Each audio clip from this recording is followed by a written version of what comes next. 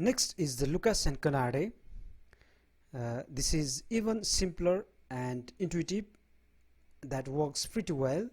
With this we will introduce what is called the least square fit.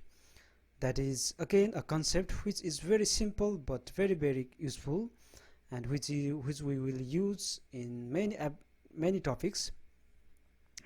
Let's see the idea. The idea is we have a optical flow equation, that is Ix u plus Iyv plus It is equal to 0, and at each pixel we can estimate this equation, but it has two unknowns for each equation, which is u and v, so we cannot solve this. So Hahn and Sunk introduced new constraint and got the solution. Now talking about Lucas and Canade, they assumed a neighborhood, let's say 5 by 5 neighborhood around the pixel, where we want to compute the optical flow. Let us assume the optical flow in 5 by 5 window is constant or same at every pixel within that window for 25 pixels, and for each pixel we get an equation. So we have 25 equations, and each of pixel we compute Ix, Iy and It. Now we have 25 equations and two unknowns. Now we have the over constraint system, and we have more equations than the unknowns. We can write this equation in matrix form. Here we can put these derivatives here, and here is unknown and the known. We can see here A, D and B.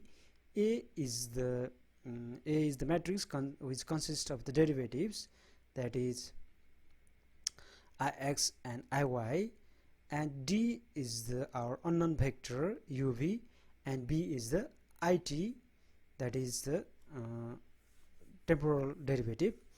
And what we can see here is that A matrix is not a square matrix, and it's a rectangular matrix. It has 25 rows and 2 columns, and we cannot invert it, otherwise we can just inverse it and find uv. So for the matrix that we cannot inverse, we can find pseudo inverse for that. What we're gonna do is we will just multiply with the transpose of matrix and get the A transpose, and A transpose on the both side. Like what we do is, here we have got AD is equal to B equation, and what we do is we multiply both sides by the A transpose. Now A transpose A will be a square matrix, because if A was 25 by 2, and AT will be, the transpose of A will be of the size 2 by 25, and multiplying these two matrices we get the 20.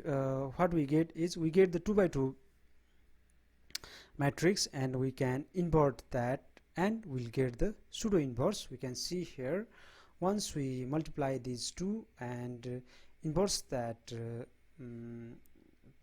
by 2 matrix, then we get the D matrix, or which is just uv, and this is called the pseudo inverse.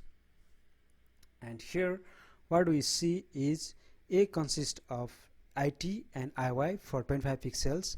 B also consists of a vector It for 25 pixels. Then in a way this algorithm is very simple. Using this we can compute optical flow for every pixels, and we call this process a least square fit. And here what we have seen is the reason we call least square fit is what we are doing here is using these 25 equations. Ideally, if u and v is correct, then this equation will be a 0, like this Ixu plus Iyb plus It will be 0, but we are estimating that won't be 0, because it will be somewhat small positive or small negative. So we want to take the error for each pixels, square it and sum it up like this. We can see here we take the square ix u plus iy b plus it, and we sum it up.